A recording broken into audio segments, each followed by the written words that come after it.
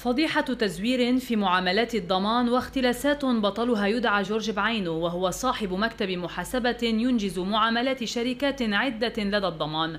المبلغ المسروق تجاوز حتى الآن 6 ملايين دولار، ما أدى إلى فضح ما يجري. شركات طلبت إلى إدارة الضمان إيصالات تثبت دفعها المستحقات المتوجبة عليها، فتبين أن الإيصالات مزورة، ورفض الضمان إعطاء شركات براءة بذريعة عدم دفعها الاشتراكات، مع أنها سددت كل ما هو متوجب عليها.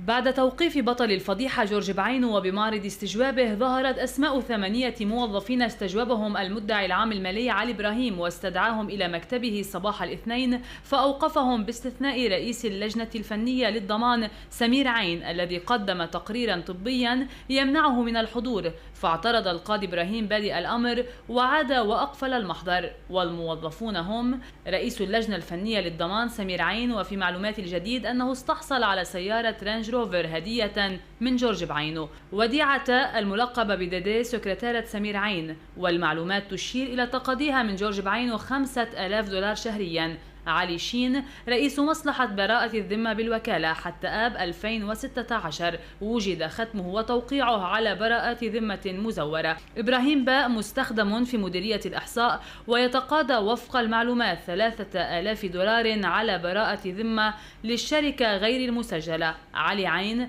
رئيس دائرة في مديرية الإحصاء متقاعد منذ سنة تقريبا، ووفق المعلومات يتقاضى عن تسجيل الشركة 1000 دولار عبر التلاعب بتاريخ تسجيلها في الضمان على أنها سجلت حديثا. علي عين مستخدم في مصلحة الاشتراكات. نديم فاء مستخدم في مصلحة المحاسبة. منذر عين أمين صندوق الضمان الاجتماعي. أولا هم ليسوا رؤساء مصالح.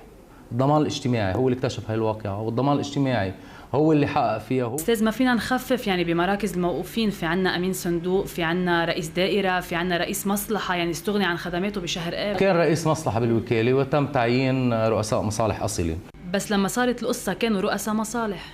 الان ليسوا رؤساء مصالح. فيما يتعلق برئيس اللجنه الفنيه لم نتبلغ اي شيء بهذا الخصوص. بس سكرتيرته لرئيس اللجنه الفنيه توقفت. قلنا نحن 5 مستخدمين، شخص متقاعد وشخص متعاقد. فيما يتعلق بامين الصندوق، نعم سؤالك مهم. امين الصندوق عاده في قرار بكل المؤسسات العامه بحل محله مستخدم اخر في حال غيابه. هلا حكما ولو اخلي سبيله في حاليا مستخدم يحل محله.